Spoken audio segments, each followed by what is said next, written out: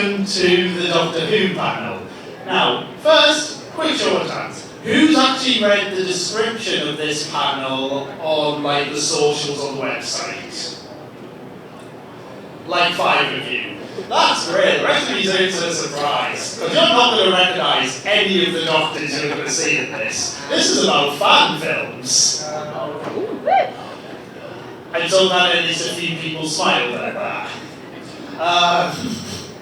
Okay, next slide. Try it now.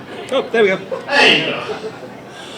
Okay, so as I said, this is about Doctor Who fan films, also fan audios, like radio plays, which are much more common than fan films for the obvious reason of you don't need sets, you don't all need to be together at the same time, and you can record your lines while sitting in your pyjamas. Something, since I'm sure a lot of us have started working from home over the last few years, we can very much relate to. So I started with this quote. This is from a YouTuber called Poparina. Now, he's actually done a video series covering the novels that came out from like the show ending in 89 until 2005. I presume you know what happened in both of those years. Well, I'm just going to read it despite the fact it's there and you can see it. I really should have just downloaded the audio clip of this. That would have been really good, wouldn't it? But yeah, so if you'd asked me to narrow down Doctor Who's appeal to one element, the one key thing that has made it so enduring, it would be how adaptable it is. You can literally put the Doctor anywhere, into any story, and it could work, assuming the writing was good. Between 1963 and 1989, the world saw Doctor Who play out as historical fiction, swashbuckling adventure, broad comedies, existential horror, blockbuster action, high camp, courtroom dramas, satire, fantasy, and haunted house stories. And they all worked on a conceptual level, even if the quality of the writing was all over the map, which might literally be the only thing consistent between Classic Who and you. So there's very little you can't do with Doctor Who, and if something doesn't work, the Doctor can just get into their TARDIS and fly away to the next story. Next slide, please. So these are some of those other stories. Next slide, please. Welcome to the weird and wonderful world of Doctor Who fan productions. You may also see me slowly shed the scarf and the quote as this goes on. This costume. Next slide, please.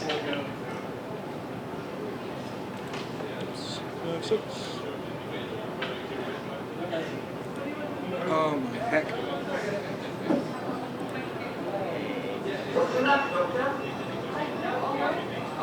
I think something's wrong with the temperature stabilizer, but I'm not sure. Okay, we fix it. If I had a new one, yes, but since I don't have it.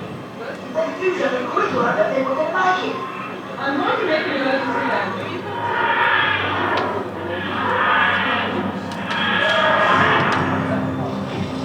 Behind this door lies yeah, door looks like it. I think there's at least one other response. Whether or not it's our response, far away. If I spot them, I'll let you know. Thank you.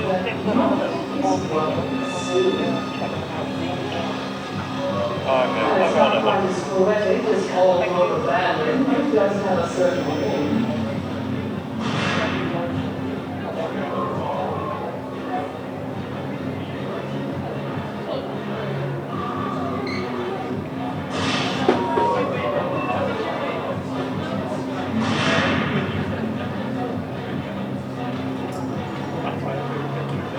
Okay, so where is the exhibition stand? Is that on the second floor of the train?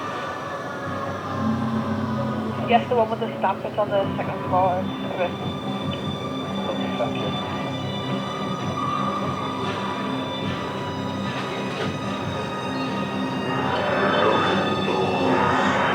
Broken dreams. It's all the same thing.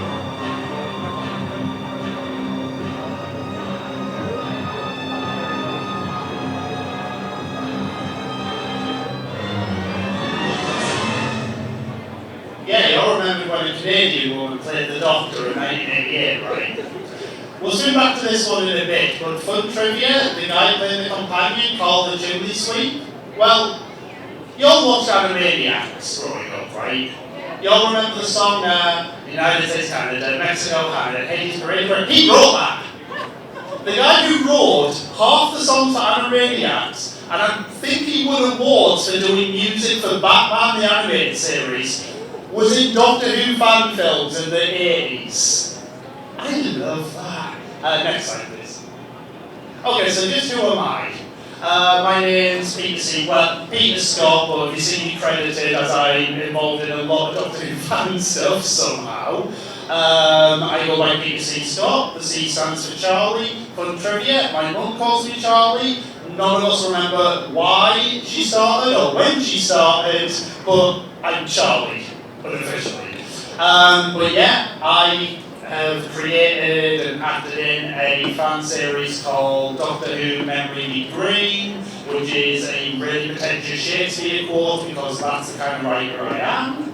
I've also contributed to various other mostly audios, TV productions, Queer Doctor Adventures, The Kiwi Doctor, The Star Doctor. We'll get to all those in a bit. There is a lot. I haven't even scratched the surface, and we're going to go through like 30. Next slide, please. Okay, so I reached out to various people who are involved in Doctor Who fan productions and asked them a few questions. The first of which was, what would you say it is about Doctor Who that makes it such a vibrant playground for fan productions? Yeah. Okay, again, do you like the Spider-Verse quotes? Because I love that movie. But yeah, a few people answered with, well, anyone can play the Doctor. Anyone in this room, anyone in this convention, anyone in this city, country, planet could play the Doctor. And I think it's unique because, yes, there's lots of Star Wars fan films, Star Trek fan films, etc. And you either have to try and make yourself look like Luke Skywalker or Captain Kirk or shave your head with John Luke Picard. Or you can make up your own starship and your own Star Trek crew. But I can't think of anything else where you can play the title character and literally not really do anything to make yourself look like anyone who's played it before. As Jed here says, anyone with a silly quote can be the Doctor. Next slide, please. Same quote. This lad is actually local. He's made several series of Doctor Who fan audio, and in Newcastle, predominantly with Geordies. I think there might be a few people further afield. But yeah, next slide, please. A lot of people emphasise looks like that quote again. You can tell any story. Like, thanks to the TARDIS, nothing is off limits. And one of the first Doctor Who fan films I ever saw, which was at Dimensions 2012, which was a Doctor Who convention we used to have in Newcastle, was a Doctor Who alien crossover. Straight up, the Doctor fighting the aliens from Alien. People across all the Star Trek, or people just done completely original stuff. Some people do stuff the actual TV show would never do. You've got James York here at the bottom. He makes a fan series called The Queer Doctor Adventures, where the Doctor is very gay. One of his episodes has like a 2-minute long scene where it's just the Doctor making out with Dracula Roth and Bram Stoker. You could do that in a TV show. Somehow I don't think they're ever going to do that in a TV show. But beyond stuff like that, yeah, you can, because you can think of anything, you can do anything. Next slide, please. Again, more people, the Doctor Who audio dramas. We'll get to that, but there is a group literally just called the Doctor Who audio dramas. Oh, Rory's picture's missing. Oh well, next slide, please. I love this, and people who just reply with stuff like the love, the passion, and just the community. Because there is this whole great community of people making these, contributing to these, or even just enjoying them and getting to know the people who make them. And I met this person through doing them. Oh, you knew that was coming. There's a picture of you later on.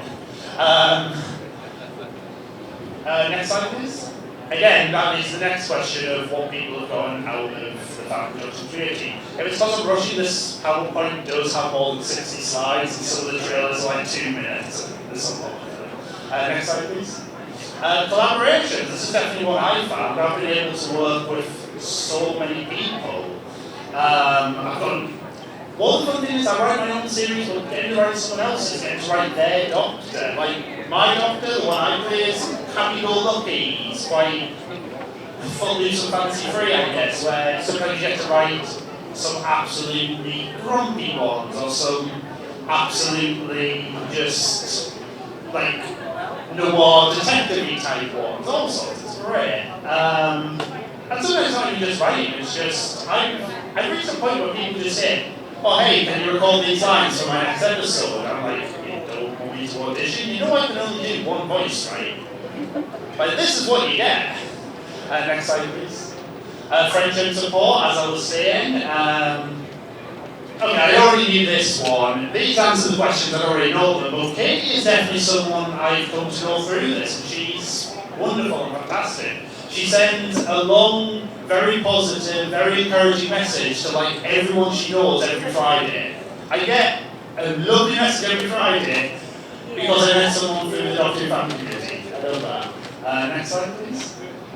Develop skills. Like, I think I've improved as a writer, I've improved as an actor. Somewhat. I know they say here that editing skills, filming skills, just digital skills in general. I've watched people edit episodes and like editing an audio drama is a lot because my friend Ryan showed me, he said, oh, here's the dialogue and here's 20 different things in 1 minute, audio clips of just footsteps and gunshots and someone diving to the floor and a Dalek flying overhead. It's mind-boggling. Next, please. And again, just someone just said, what we are the community was the community. I believe the next slide might actually be the next Global Adventures. We'll find out if you can. Next slide, please. Yeah, this is where we're going to start looking at some of those productions. I couldn't get a trailer for everyone. Some of them I just either couldn't find a trailer or a clip. And the other option would be a full 90-minute long audio drama, which would push us over a bit. So, but we've also got some that I just looking at trailers, but I'm going to go swap them all anyway. So, next slide, please.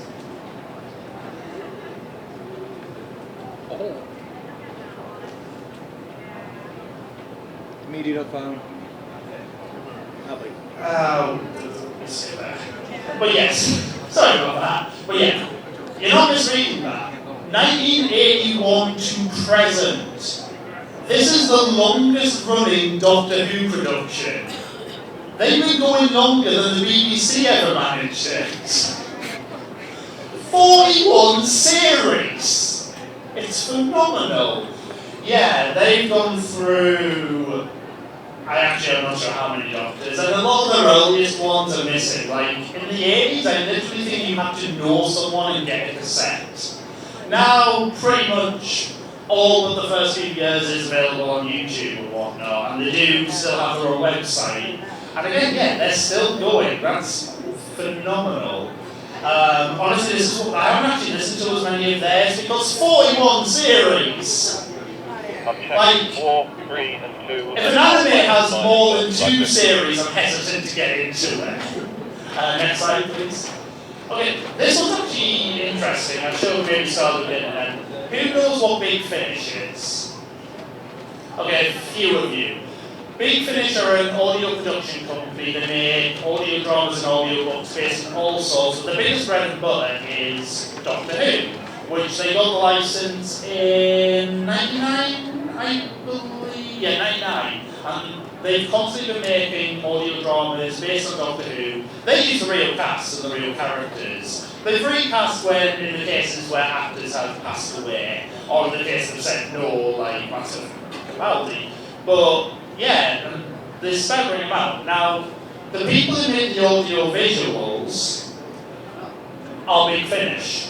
They started doing these fan ones, and then a few years later actually applied to the BBC and got the license and have been doing it ever since. This bloke, their main doctor, who's in that picture, and that photo, that is Nicholas Briggs, the voice of the Daleks. He's the voice of almost all the monsters in the show, and he started out making fan audios on cassette. You can find all these on YouTube too. Fun thing, some of the fan audios they've made, they've done sequels to in their officially licensed ones with the official doctors. So I have no idea how any of this fits into continuity, or if it does or it doesn't. The remade ones with the official doctors. This is from the official Doctor Who magazine in a comic strip where the then current 7th Doctor met his future self. And at least one point, the people making Doctor Who magazine considered this fan fiction production, who were handing out cassettes of their fan audios to mates in the pub, to be the official future Doctor. Fun story, when Doctor Who came back in 2005, someone at the BBC discovered that Big Finish, the company they want to make, exists. And they went to Russell T Davies and said, oh, there's these people making Doctor Who, you have to stop them, we're the ones making Doctor Who. And Russell T said, it's alright, I'll handle it. Put the phone down, someone said, what was that, Russell? He went, wrong number. Because he liked what they did and they're still going. Next slide, please. Okay. This is the trailer we saw again, Barbara Benedetti. So this is the earliest fan film I'm aware of. The trailer we saw was the 4th episode from 1988. They started in 1984. They actually predate Sylvester McCoy's Doctor. They almost predate Colin Baker, because he only had 1 episode out when they started. It's, what's my word there? But yeah, also, Ryan K. Johnson is no relation to the Knives Out guy, just so you know. The Knives Out guy, as far as I know, didn't make Doctor Who fan films. Although I'm sure if he made Doctor Who, it would probably be brilliant. But you always saw the trailer, and it's just, honestly, I think that trailer looked better playing on this laptop than my old laptop, and it's actually really impressive looking for something in 1988. The guy, Ryan K. Johnson himself, has a great website where he, where he goes in a lot of detail on making of all 4 episodes, and the best part of it is his website is called Ryan K. Johnson's Retro 90s Homepage, because it looks like a website from the 90s. Like the Space Jam website, if you've ever checked that out. Next slide, please. Oh, Leave me happy. Slow moving mouse will do. That's it, maybe not fine. Sorry, bro. Okay, well, this is another interesting one, Nick Scoville, because again, he has actually worked for Big Finish. He's done voice work, he's done writing for them, but yeah, he started making fan films as the Doctor in 1997. The earliest ones are quite fun because they're black and white and are trying to look like the 60s. That's all the advantages. It was all the quotes at the beginning I should have focused on, as someone said.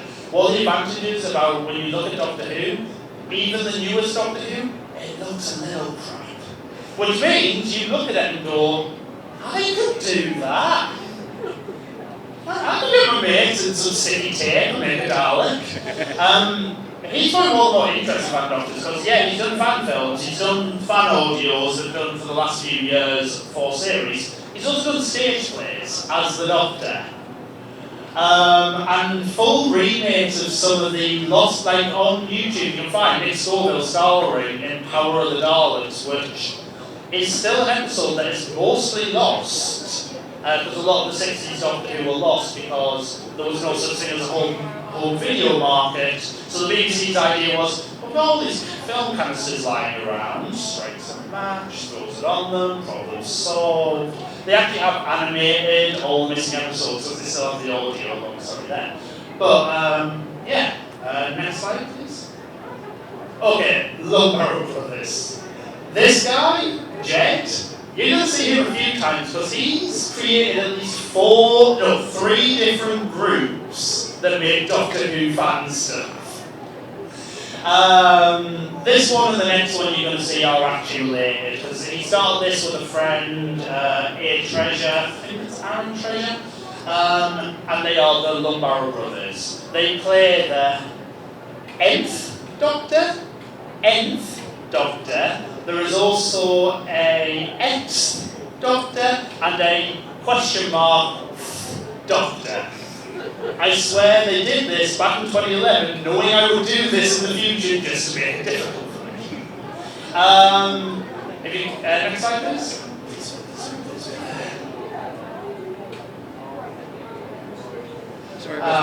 If we finish early, I'll try and get some of the video clips up because they're all memorized.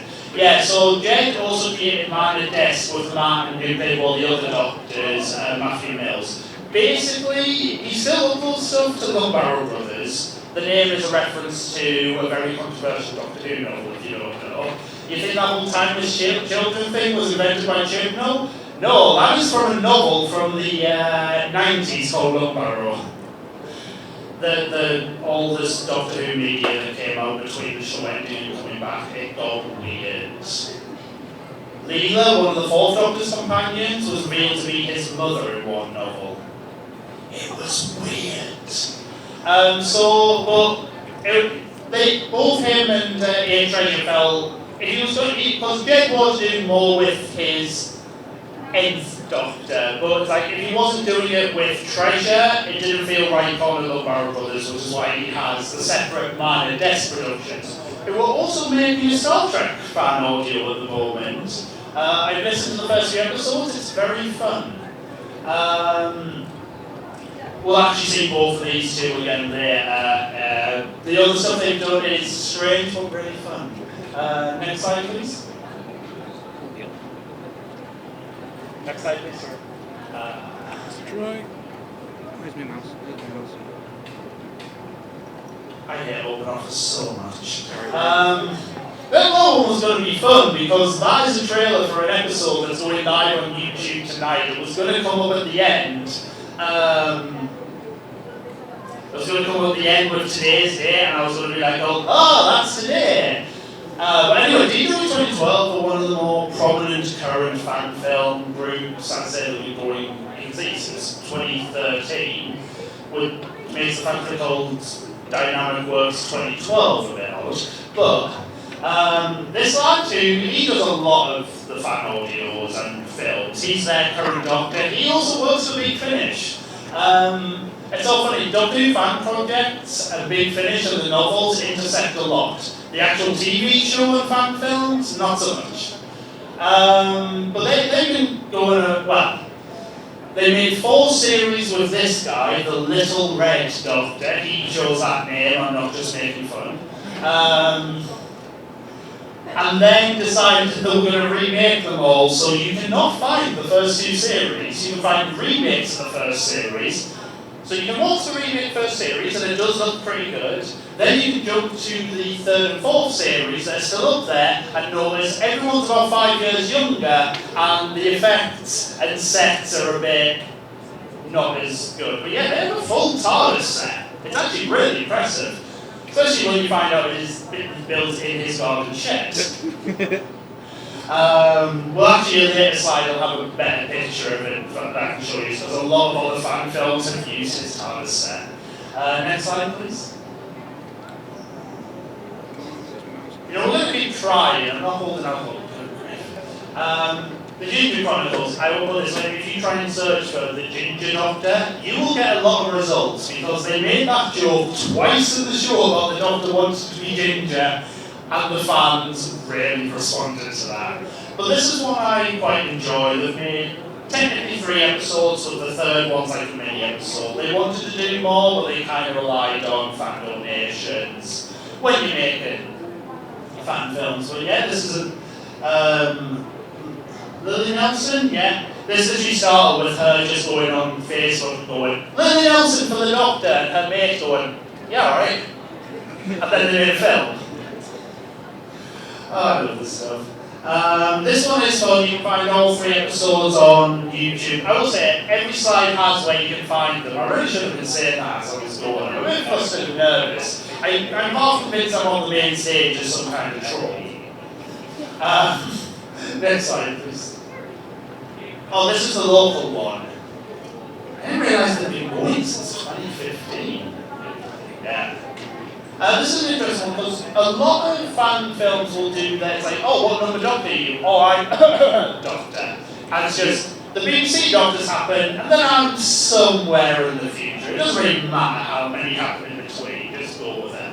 This one specifically, because Capaldi was the Doctor when he made it, he is specifically the 13th Doctor. Which is fine. Oh, there's Dom again. The guy who played the Doctor in Into the 2012. Also, I used to work with her. I don't have the exact same form with both posters. She told me it one day at work that she was doing these. I was like, oh, that's so cool. I almost mentioned it in a group, and she practically thumped me. Apparently, she told me, because I'm a huge Doctor Who nerd, that she didn't really want the whole office knowing that she does these subtitles. But this is their current Doctor. He's only had one episode so far, but I do know they're working on the 60th special. No spoilers, because I haven't read the script yet, but they have asked me to be in it, and I do die. It doesn't happen. I that's what I said, doesn't every actor want a good death scene? Unless you show me, in which case you've done every death scene. But yeah, like most of the people who made this are somewhere in Newcastle right now. Isn't that fun? Next, please.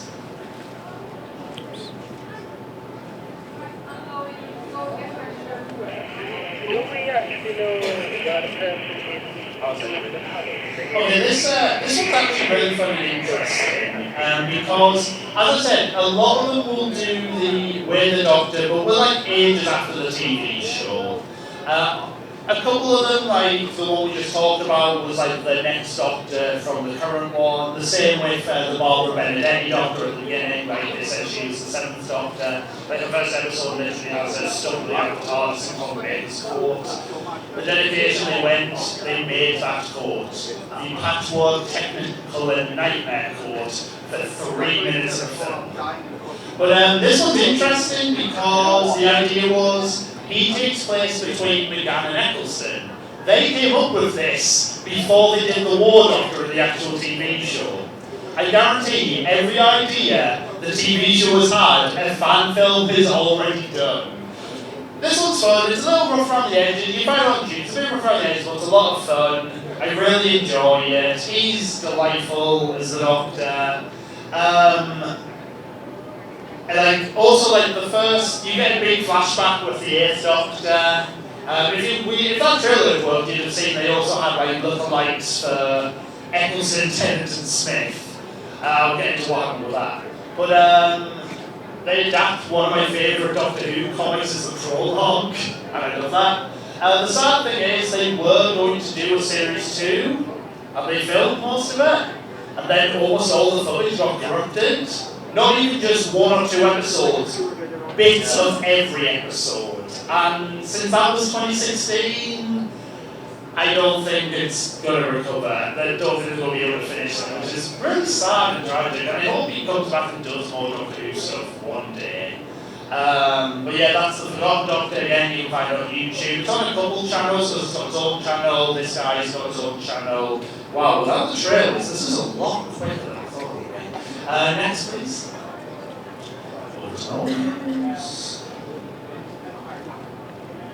Yeah.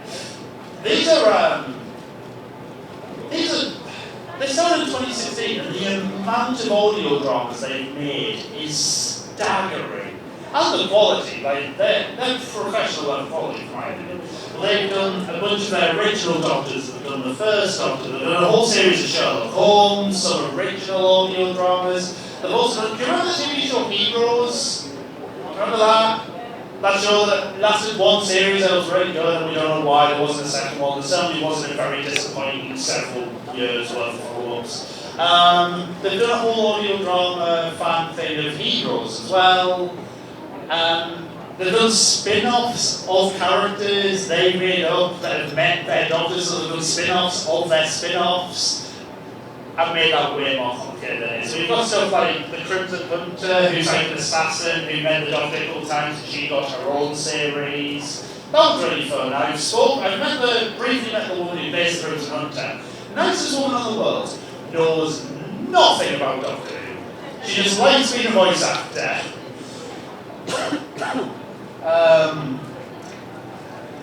But yeah, next slide please. Any bets where this actor comes from? Yeah. Sure.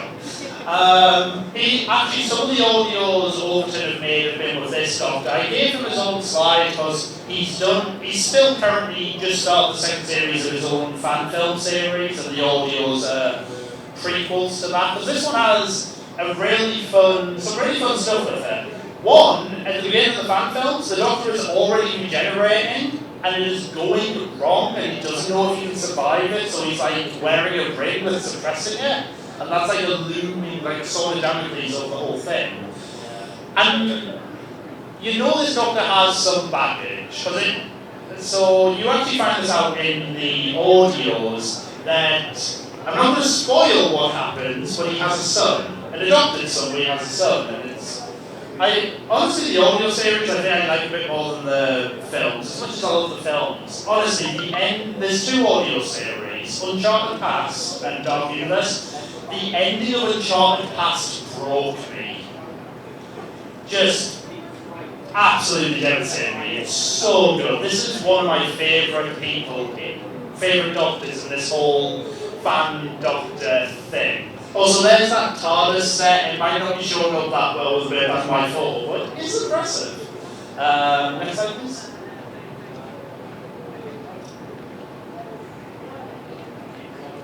Hey.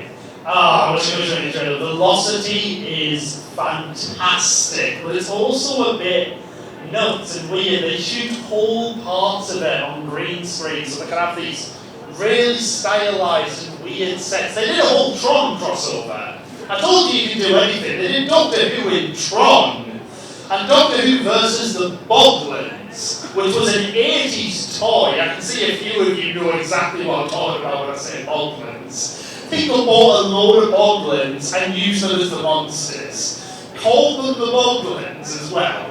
It's fantastic. Also, I presume we're all familiar with who the woman in the bottom corner is, but she was in the last episode. Sophie Aldred is. They got Sophie Aldred in an episode. Like, I think they just asked her agent, would you record a few lines? And she said yes. And so this one's an interesting one because even though she clearly travelled with Ace, you see Capaldi regenerate into her at the beginning. This is clearly not trying to follow on the BBC Doctor Who. They have Davros in an episode. He has blue skin and like psychic powers. It's just fancy, it's just doing its own thing, and I love that, and it is so weird and fun. Like, they do the Weeping Angels at an illegal rave at Stonehenge in the 80s. And their version of the Weeping Angels looked like the girl from The Ring. That was intentional, and I love it. Oh gosh. Anyway, next slide, please. Oh, this is one of the first fan doctors I really got into, and one of the ones I couldn't find or couldn't download the trailer for, which at least it isn't that the trailer won't play. Well, it wouldn't, but it wouldn't play on my computer, let alone just now. This one's fun, it's very solid, a good few series. It's really good, I just don't have that much to say about it other than it's really good. He did a third Doctor team up, and the guy that got to impersonate John Pertwee was spot on. Like, he can give the impersonator a big finish run for us one year, it's that good. I will say, being called Doctor Who Across the Universe and being called the Relentless Doctor is something new for their upcoming 4th or 5th series. Prior to that, it was just Doctor Who. Or Doctor Who, or Taylor Vision's Doctor Who, because that's a YouTube channel. But also those covers, like, a lot of people Photoshop their old CD covers even though they just put them on YouTube. That is some good Photoshop, and they look good. I mean, a lot of them look good, them especially. Next please. This is another one. Honestly, if you're curious to dip your toes into fan doctors, this is the one I would recommend, because Timegate is a 6-part audio series. It's each episode's its own story, but there's a big overarching story over all of it. As it's a mini-series, it's not going to go on for series after series after series. And it's nice, it's good, it's fun. This guy is one of the ones that responded to those questions at the beginning, like very enthusiastically, I might add. But the sixth and final episode is due out this year. But yeah, this one is a good one to dip in because there's not 100 spin-offs, there's not 100 crossovers. It's a nice little one you can really sink your teeth into. Well, there is, I say 6 episodes, there's a 7th one that's like an audiobook prose story prequel. I love the intention that they did like a fake book cover for that one rather than a CD cover. Next slide, please. And back to the trailers that may or may not work. Why did the first one work? That's the mystery. Yeah, no. TT Productions, like Overton Audios, these put out a lot of content. They have a bunch of original Doctors, although Agency Doctor and Chronicle Doctor haven't actually debuted yet. I know they have recorded episodes. I love this one. Overton, who I talked about before, are great. They're very consistent. Like, you know what you're going to get there. Okay, each series might be a little stylistically different, but you kind of know, like, they pretty much all produce, like, episodes are about the same length, it's very consistent, it's very good in that regard. This one, like, this guy does very old school Doctor Who, 4-part stories made up of 30 minutes each. These do Dickensian Doctor, Queer Doctor, the episodes are as long as the episodes are. But I kind of love that each person is kind of in charge of their own show with this group, and you do get that variety. Every show feels different and unique. I've recorded with them, and I think they're the only ones I know that do this. Most audio productions, you sit in your computer, you record your lines, you send them to whoever's editing it together. Sometimes you might do a read-through together over Skype, over Teams or something. And get notes on performance and whatnot, but look, these all get together on whatever this program's called and actually record together. Whichever has its pros that you can really play off the other person. You can get much more sort of natural back and forth. Downside is if one person has a really crap microphone, you can tell, and it's harder to edit out when you've got 5 microphones recording at once than one. But honestly, it's fun. Oh, these have also done their own spin-offs. They've done a lot based on the Paternoster gang, you know, the Madame Vastra, the reptilian Sherlock Holmes and her wife. This isn't the official show, this isn't fan stuff. But they've done a load of audios based on that. They've done some great ones, like historical ones, not Doctor Who at all. Like they did just a drama based on the Match Girls of Bow, which is a true story about all these women who were working in a match factory and basically all slowly being poisoned to death because, you know, health and safety, what's that? You know, eat your lunch at your desk where you're handling toxic chemicals. Why do you think you deserve another room? And they striked and actually formed a really big step forward for workers' rights, women's rights of the workplace, etc. So they did an audio on that, and it's beautiful. And like the official group that's like about the history of Match Girls of War actually shared that, which is really cool. We've also done like the R101 disaster, which was a plane crash, and like almost everyone died. It's sad, really. Let's move on to the next one that's hopefully a bit more fun before I just make myself sad talking about real tragedies. No, I gave Quaid Doctor his own slide. 1, he answered those questions at the beginning, so he gets that privilege. And 2, he's possibly my favourite of that whole group, because it's fun. Like, the whole series is Quaid-led, every actor is LGBTQ plus to some one or multiple of those letters, and that's just so nice to see. Also, he does a lot of episodes bringing back the classic Who monsters, because a lot of the audios, a lot of people making them grew up with New Who. And I get it, you're more familiar with the Weeping Angels and Sabine, where he'll bring back the cheetah people from the last episode of Classic Who. Or this episode was fun, it was all dinosaurs, it was like a Doctor Who meets Dino Crisis. Does anyone remember Dino Crisis? No? You're old. But no, this one, again, it was just really fun. And actually, their newest episodes that went out, part 2 went out a week, last Saturday, and the Saturday before the first part. I'm in those. So, you know, check that one out, yeah. Next slide, please. This is my alma mater. I use the word alma mater, right? So these are the people I work with directly.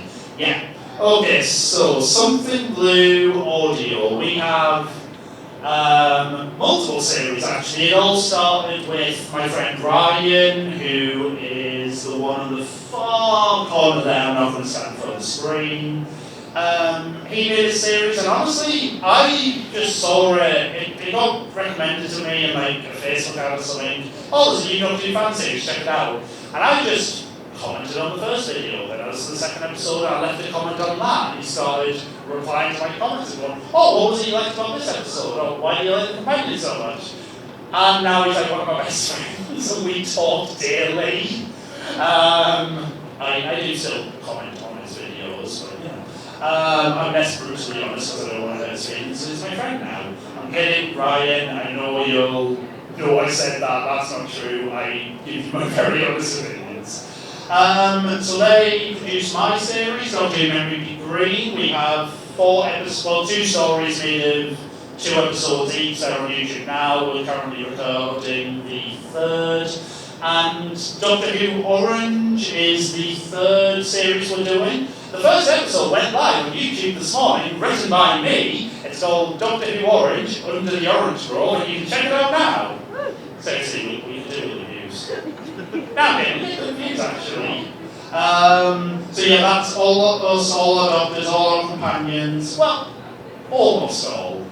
Someone else who has started her own fan audio series, we got talking to and has sort of become part of Something Blue and is now one of our doctors. There, the next slide, please. There. I'm so sad that one didn't work. That wasn't a trailer, that was a music video. I don't know if you know, in the 70s, John Pertwee, the 3rd Doctor, released a single of him singing the Doctor Who theme. They gave it lyrics. 10 years into his existence, decided, this needs lyrics. Started a cover of that. I really wanted to show that. I actually wasn't going to tell her I'd used it. She found out, and her first response was, let me get you a bit of high definition quality of the video. That woman has no shame. Yeah, so hers is a lot of fun. This is I'm sorry, to remind you to remember this. This is a very trans-led series. Every main character is either played by a trans actor or a non-binary actor or somewhere. This one's particularly good, this person. They're very good. I had to embarrass you, I'm sorry. Fun thing about Star is very into 80s music. Like, think Star-Lord, but less punchable.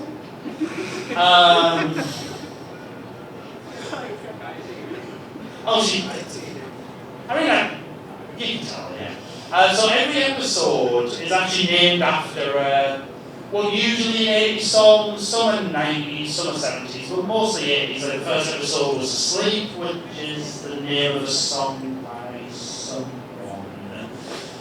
I'm not very knowledgeable in music. The 3rd episode was Holding Out for a Hero. I know that song. That's fun. Does anyone remember the Ting from Jodie Whittaker's first series? The thing called Ting? Godzilla-sized Ting. You want to listen to that now? Godzilla-sized shaved Stitch, basically. Well, I love the Ting, but it is Stitch from Lilo and Stitch. Again, can be found on YouTube, Twitter. Yeah, so the next episode will be the first one, which is produced under the Something Blue banner. Again, that's one I wrote. It's called Life Goes On, named after a punk song that I'd never heard until I started Googling punk songs. Oh, this one sounds good. I'll name my episode after that. Don't shake your head. Next slide, please. Well, this one's fun. The fact that I've been going 45 minutes even without the video clips probably showed that I made this way too long. gosh, I hope the video was clear for the other panels tomorrow. This one's fun because they're in the Netherlands, which is different because every other fan production I know is England or America, actually a few in Australia. But yeah, they're in the Netherlands and they've done one series, it's really good. They did a whole episode of the Doctor hanging out with St. Nicholas. And if you know some of the actual stories about St. Nicholas, like resurrecting young boys that had been drowned in pickle brine, that's not quite the story. But they give a Doctor Who twist on that, and it's really weird and fun. And okay, they introduced 5 Doctors in the first series, and I'm like, why does this work? I've seen others and like, oh, here's our first episode, here's 7 Doctors, and I'm like, I cannot follow this at all. I think it works because every episode is just a standalone. It's just like, okay, this person's the Doctor in this episode, go with that. I'm like, alright, I'll go with it. This one on the edge, my favourite, purely because her catchphrase is, sweet porridge! And it's like great. It's like the most Doctorish thing. But they're really fun. They're making their second series. It is going to have a multi-Doctor story. That's what this fan art is. Actually, they might be made by them, so I don't know if it's fan art or just art. They're also doing their first Dalek story, which will be fun. But yeah, this is another one I highly recommend. They've just started, so it's not a lot to catch up on. It's worth checking out. Next slide, please.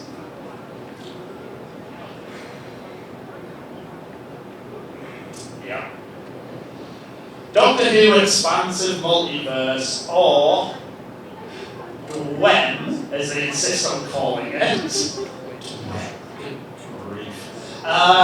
No, this one's fun. They've got a bunch of Doctors. You can see them. There's actually 7. There's only 6 listed there. There's 7th one's on the next slide. Some of the Doctors are on their own YouTube channel, and that's the title. Others are on the various Doctor Actor's own channel. Techno Doctor, because my Doctor's called the Duffel Coat Doctor. We ran out of sensible names a long time ago. Techno Doctor has made one short film that's like a weird art house, David Lynch, 5-minute Doctor Who episode with David Bowie music, and I'm just like, yeah, I'm here for this. I have no idea what's going on, but I'm here for it. Others are a bit more standard. The Kiwi Doctor there, and, oh, okay, I do know another country, New Zealand. Yeah, he's called that because he's from New Zealand. He isn't just very fond of fruit. Oh, kiwis are great, right? Cheer if you like kiwis. Woo! That was awesome. Enthusiastic cheering. But yeah, don't have to go to all the Doctors, but this guy only has 1 episode. This is the Navy Doctor. This is the Whover's first episode. This is the actor of the Burgundy Doctor, and this is closer to the colour of burgundy, but this is not the Burgundy Doctor episode, it's the Navy Doctor episode, and I'm the only one who cares about that, but it messes with my head. It's a giant nutcracker breathing fire. I might be in that episode. They just asked a load of people to record I forget which Christmas song it was. They said, can a load of people record this because we need to sound like a crowd singing it? And I recorded it and sent it in. And I have no idea if they used the one I sent, but I might be in that. Next slide, please. It's not going to work. This was going to be the most fun video clip because they have a bunch of trailers up. They also have a 1-minute video of one of their Doctor actors sitting in a garden chair with his hat over his eyes going. I was going to play that and just be like, do something. Advertise it to the people. It would have been so funny. But yeah, so these are really fun. These are 3 of the Doctors actually from Expansive Multiverse. Blonde Doctor, who this guy plays like 7 fan Doctors. 3 of them are called the Blonde Doctor. I'm pretty sure it's the same Doctor, but in this universe he became this guy. But in this universe he became this other guy. Oh gosh, but he's the most just standard. I mean, he's a great actor, he plays a great incarnation of the Doctor. But it's very much, you know what you get, it's the Doctor going on adventures. This guy, the groovy Doctor? Well, you know how Deadpool is aware he's a comic book character / movie character? This guy is hyper aware of not only that he's a fictional character, that he's a fan fictional character. He will he will just be like, well, I happen to be a fanboy's version of a popular BBC character, actual lines he said.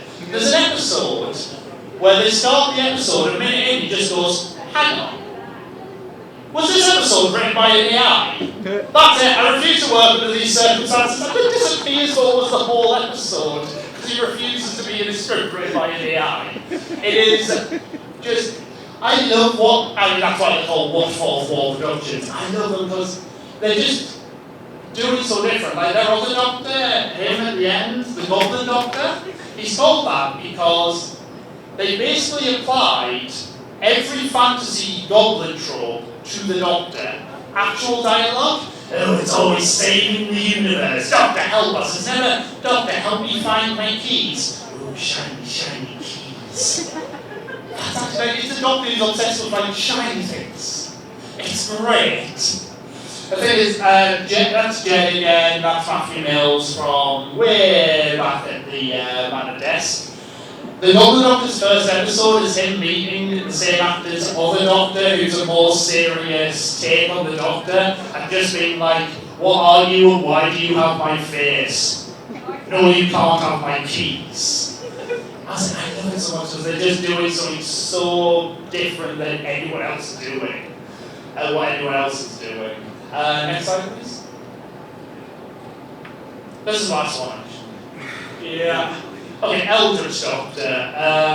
Another fun one, as you can guess by the title, they're going for a very dark H.P. Lovecraft style, Eldritch God theme to the whole stuff. And it's dark, but not like an edgelord way, just in a dark force of ghosts. And I've only got 2 episodes out, but it's good, it's good stuff. I also love this picture, because I know this lad, he's very nice. He has a Doctor costume. He hadn't had a chance to take photos of himself in his costume before putting the first episode out. So he just photoshopped his head onto Benedict Cumberbatch's Sherlock. I didn't know this until Star, who plays the Star Doctor. She's actually called Star, it's so easy. Just went, I recognise that buttonhole. I didn't know this, but apparently Sherlock has a very recognisable buttonhole. Oh god, phrasing, that sounded wrong.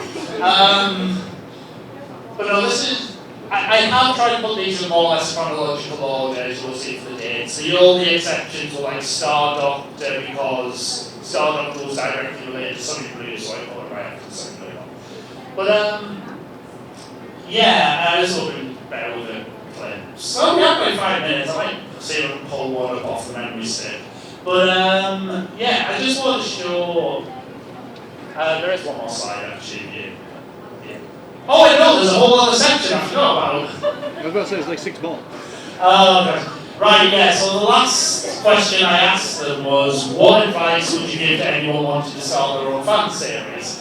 I don't know if I'm inspired any of you to make your own fan Doctor Who. I'm not going to ask because I do not want to see no hands go up. So I'm just going to pretend you're all going to start writing tonight. Next slide, please. So, the main thing a lot of them said was, just go for it. Just have fun. You've got the Nixon. I did ask, because I emailed, they have an email address in Expo Adventures, and I just asked, okay, who am I crediting these answers to? And they just said, the Nick Scoville Adventures. Okay, so I don't know if these are from Nick Scoville himself or anyone else involved in their productions. Everyone else was just like, oh yeah, I'm just chill. But yeah, always have fun. Not everyone will like it, but some people will.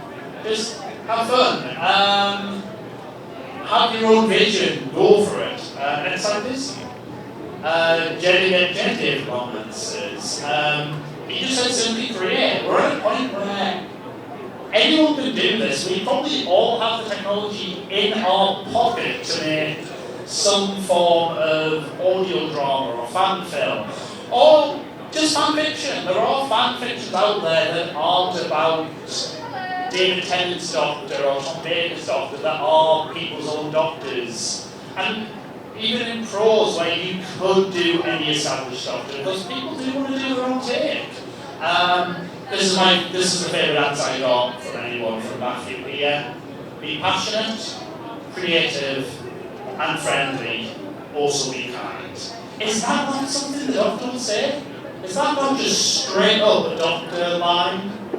That was my favourite answer because it's like, that just sounded like the doctor to me. I love that. Next slide, please. Yeah, have a plan and have a backup plan. What's the famous expression? I think Kate just quoted here. Start off having a plan, know that that plan at some point is going to go off the rails, and be okay with that. And ultimately just do it. Yeah, as with anything in life, have a plan, have a backup plan, be prepared for both plans to drive off a cliff and blow up.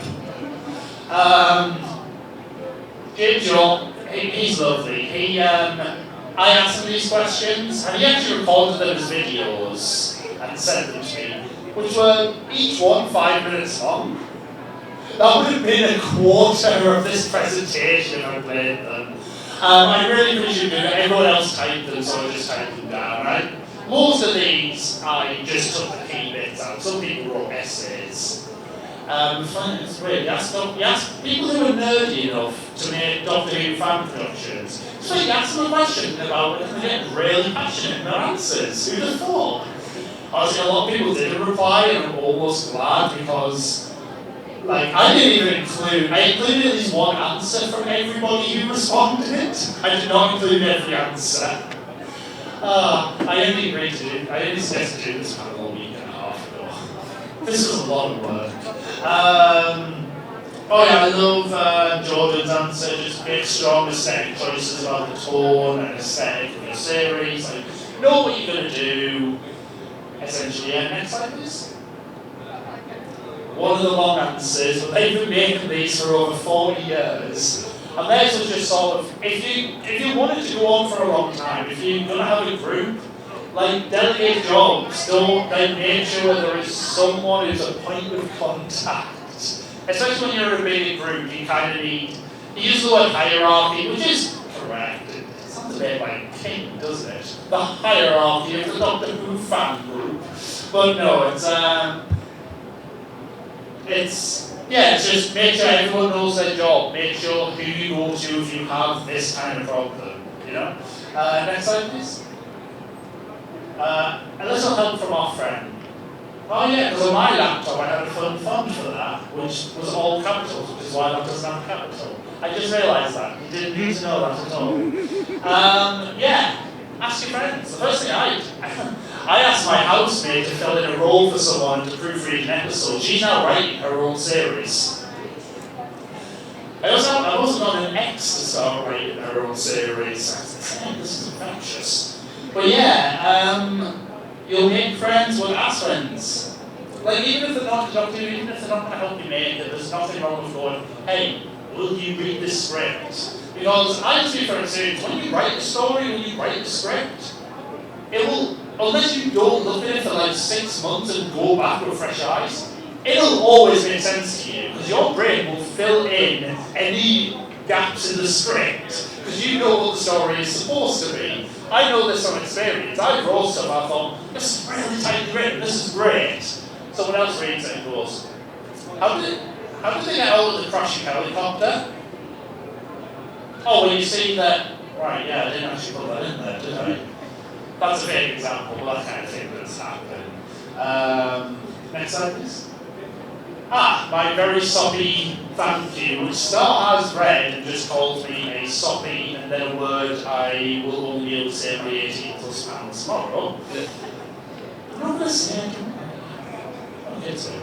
Okay, but yeah, so as you can tell, Doctor Who fan productions are a passion of mine. Even before I became a fan doctor myself, gosh, that sounds pretentious, I was absolutely in love with the idea that there's a whole world of extra Doctor Who stories out there. So I want to say a big thank you to that community, to every single one of them, for building something that to me is beautiful and full of love and creativity. I want to say a thank you to everyone who helped put the panel together, all the people who answered those questions, the SunnyCon staff for giving me a stage. When I wrote that, I didn't know I was actually going to be on a literal stage. Good grief. I'm still half expecting somebody to come out and go, put you on the main stage as a troll. No, just that's it. And also, a special thanks to everyone at the group I work with, Sonny Blue, Doctor Who. Without their friendship and support, I'm not sure I'd have even gotten that first episode made. I probably wouldn't have even finished the script. And of course, thank you to all of you for actually coming and listening to me ramble and go on and just about overran without any of the trailers. I am not good at time management. But thank you for coming. That's it. Ladies and gentlemen, a big round of applause for our very own Doctor Who introducing us into the Whoverse.